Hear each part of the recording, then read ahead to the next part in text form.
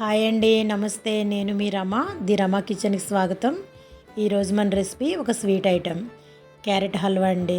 ఈ క్యారెట్ హల్వా ఎలా చేసుకోవాలి, తయారు చేసుకోవడానికి ఏమేం కావాలి ఇప్పుడు చూద్దాం. ముందుగా తయారు చేసుకోవడానికి మనకు కావాల్సినటువంటి పదార్థాలు: క్యారెట్లు, కొంచెంగా యాలకుల పొడి, పాలు, పంచదార, నెయ్యి, డ్రై ఫ్రూట్స్. ఇక్కడ నేను క్యారెట్లు పావు కిలోకి ఎక్కువ, హాఫ్ కిలోకి కొంచెం తక్కువ ఉంటాయండి. సుమారుగా 400 గ్రామ్స్ వరకు ఉంటాయి. వాటిని తీసుకొని శుభ్రంగా పై చెక్కు తీసేసి తురిమి పక్కన పెట్టుకున్నాను.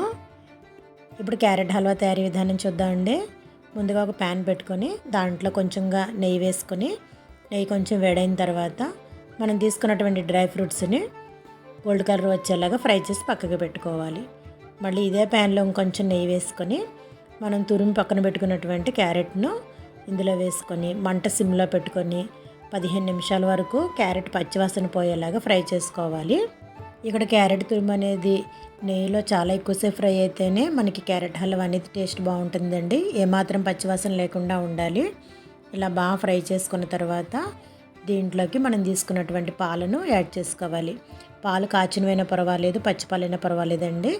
నేను 100 ml మిల్క్ తీసుకొని ఇందులో యాడ్ చేశాను.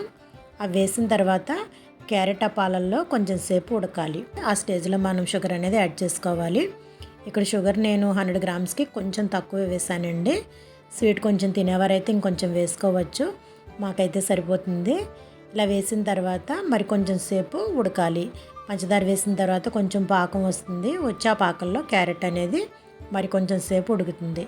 ఇలా బాగా ఉడికిన తర్వాత మనం దీంట్లో కొంచెంగా యాలకుల పొడిని యాడ్ చేసుకోవాలి. మనం పాలలో నానబెట్టుకున్నటువంటి కుంకుమ పువ్వును కూడా ఇందులోనే ఈ స్టేజ్లో కలుపుకోవాలి. ఒకసారి బాగా కలిపిన తర్వాత మరి కొంచెం దగ్గర పడుతుంది. ప్యాన్ నుంచి నెయ్యి అనేది సెపరేట్ అవుతూ ఉంటుంది. ఆ స్టేజ్ వరకు కలుపుకొని మనం వేయించి పక్కన పెట్టుకున్నటువంటి డ్రై ఫ్రూట్స్ని ఇందులో వేసుకోవాలి.